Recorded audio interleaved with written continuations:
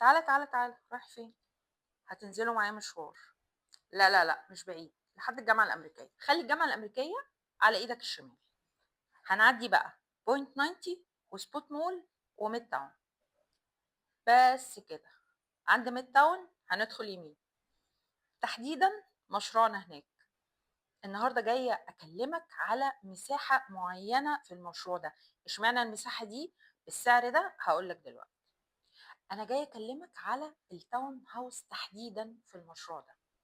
مساحته 275 متر. تقسيمته هي دي اللي خلتني اعمل الفيديو ده. 275 متر متقسمين ارضي اول تاني. التاون هاوس ده لو حضرتك اشتريته وحبيت تستثمره، جوه فيه اوتيل هو اللي هيدير الكومباوند بالكامل وهيأجر لك التاون هاوس ده.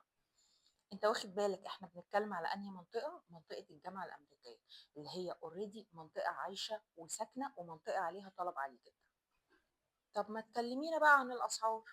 لا، انا مش هكلمك عن الاسعار، انا هكلمك عن المقدم. لان حضرتك هتقدر ان انت تكتب العقد بتاعك بمليون 150. بمليون 150 هتكتب عقد تاون هاوس 275 متر في شارع الجامعه الامريكيه. ولان التفاصيل كتيره قوي مش هتكفي فيديو، مش حابه ان الفيديو يكون طويل زياده عن اللزوم، فباقي التفاصيل هخليها لما تبعت لي كومنت تقول لي مهتم او تكلمني.